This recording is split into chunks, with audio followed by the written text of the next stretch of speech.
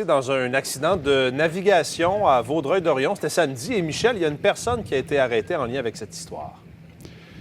C'est ce que nous confirment les policiers de la Sûreté du Québec qui sont intervenus au cours de cette histoire survenue samedi. Le bateau que vous venez de voir au fond de l'eau, là-bas, il est sous l'eau actuellement. On a tenté de le sortir. Yannick vous montre ce brise-lame. Il était à 22 heures. Bateau, selon des témoins qui roulaient à haute vitesse, a fait le tour de la baie, est venu s'empaler sur ce brise-lame, donc sur cette structure qui est là pour couper les vagues. Donc, on est ici au club de voile, donc l'endroit où on protège les navires. C'est une marina pour voiliers en réalité aussi.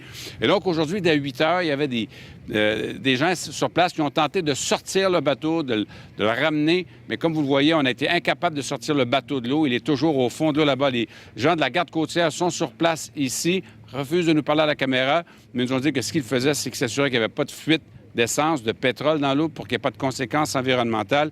Le policier nous confirme qu'il y a une personne qui a été arrêtée. Les ambulances sont intervenues. Il y avait, semble-t-il, un enfant de 3 ou 4 ans, en tout cas un enfant en bas âge, qui a été blessé légèrement, plus d'autres personnes. Et une personne arrêtée. Les témoins sur place nous parlent, est-ce que c'est un cas d'ivresse au volant ou aux commandes? Les policiers refusent de le commander, mais ils disent que oui, effectivement, on a arrêté une personne. J'ai parlé il y a quelques minutes à peine avec le directeur du club de voile. Ici, on va l'écouter. Le bateau est arrivé, c'est vers 10 heures. Il est venu tourner dans la baie ici, puis il est reparti vers le large, mais il est rentré directement sur notre brise-lame flottant. Nous, il a monté sur la jetée, donc il y a probablement une déchirure là, d'à peu près 3 pieds sur la coque. Puis il est resté accroché là en permanence. Après ça, il s'est rempli d'eau, puis il a penché sur le côté. Là, ils ont sorti du bateau, puis à ce moment-là, la garde côtière est intervenue, puis est venue les chercher. Et le directeur donc, du club de voile, pendant que vous voyez l'épave du bateau qui est toujours par le fond actuellement dans la baie, l'eau n'est pas extrêmement profonde ici, le directeur du club de voile qui nous disait, écoutez, fallait qu'il aille à une grande vitesse pour s'empaler de cette façon-là. S'il était allé à la vitesse réglementaire de soir, c'est-à-dire qu'on roule lentement, bien, il aurait heurté, il y aurait eu collision, mais il n'y aurait certainement pas eu collision de cet impact-là. Alors, on aura pour vous des images à vous présenter, de vidéos qui ont été tournées par des gens ici.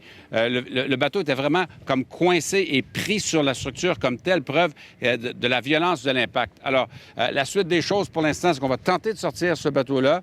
On surveille pour s'assurer qu'il n'y a pas de conséquences environnementales. Mais ce que nous disait le directeur ici aussi, c'est que ça montre encore une fois les dangers quand vitesse et possiblement, dans ce cas-là, je le mets au conditionnel, possiblement alcool aussi, sont mélangés.